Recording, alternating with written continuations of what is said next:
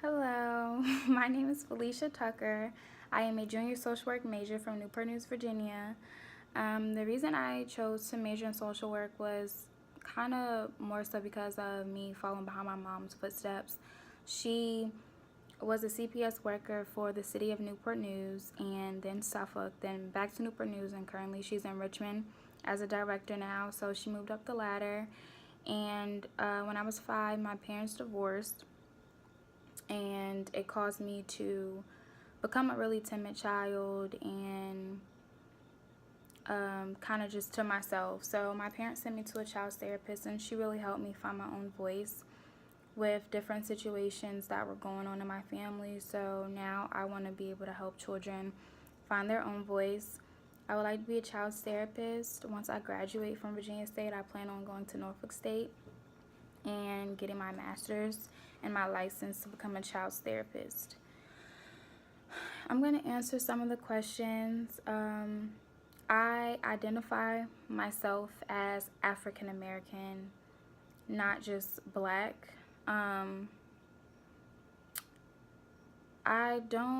I guess there is a difference, but I just identify myself as African American. But I would say for my skin color, yes, I am black.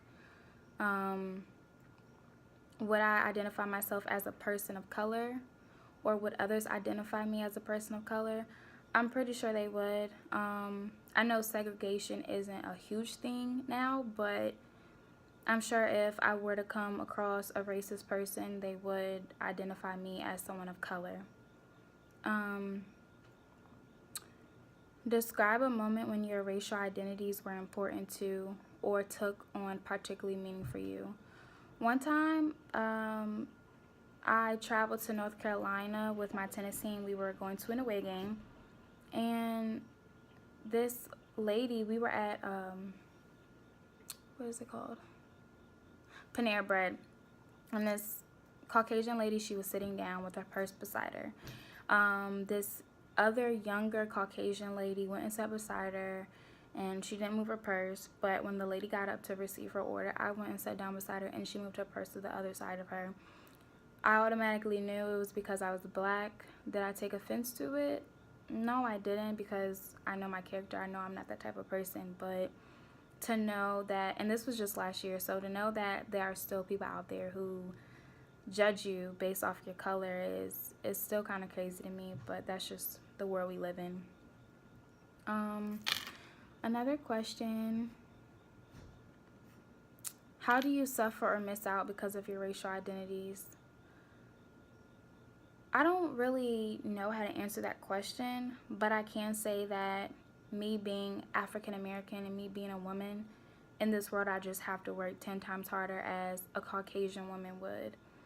And I also know that sometimes men have it a little bit easier than women, especially in the workforce. So I know that just because of the color of my skin, I have to work 10 times harder. It doesn't matter what I'm doing. I have to be in competition to get what I want to get when I want to get it, especially if it's going to benefit me. What do you know about your ancestors? I don't know much, but besides what I'm taught in the book about slaves, I would like to know more about my ancestors, but I'm not sure how to really begin on learning about like who I was actually related to. I wanted to do Ancestry.com. I know that's an option, but I just haven't got around to it. When did I first notice racism?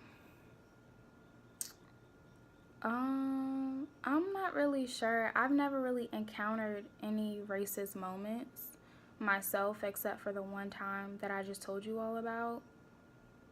But just growing up, learning about it in the history books, I knew that there was a such thing as racism. What was I taught about other races when I was young? Growing up in an African American family, I never had any racist family members. I was just taught that there are black people and there are white people, and white people have it 1,000 times easier than black people do. I wasn't taught to hate them.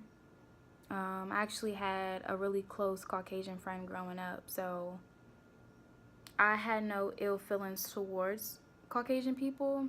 I was just taught that they had the better end of the stick, and African Americans had the better end of the stick if they were rich and not in the middle class.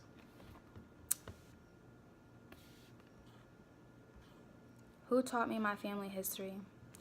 My grandmother. My grandmother really holds my family together, honestly. On my mom's side, at least. She definitely holds the family together. She's heavy into the Bible and God and family, so she pretty much definitely holds the family together and teaches me anything I need to know about family, about God, the Bible. That's her. What did you learn about dating outside your race when you were young? Okay, so with this question, I didn't learn anything about dating outside my race within my family, but I noticed that in this society, when a black man dates a white woman, it's looked at as being a bad thing, because people look at him as if he doesn't love anyone who looks like his mother. I don't think that is the case. I think it is a bad thing when a black man may say, I don't like black women, because you came from a black woman. But if you're dating a white woman and you still love black women, I really don't see the issue. But I did pick up that if a black woman were to date a white man, there's nothing wrong with it. And we live in a world where there's a bunch of stereotype, and I just think it's very sad. What was I taught about individuals who have disabilities? I was taught not to judge them. I was taught not to laugh. I was taught to be kind to them and to also not to stare. That was the number one thing, because when I was younger and I would see people with disabilities and I didn't really know what disabilities were, I would stare, and my mother taught me not to stare. That's pretty much it. I'm about to run over time, so I'm going to cut this video here, but thank you for watching, and I hope I gave you guys a little bit more insight about me and my mindset.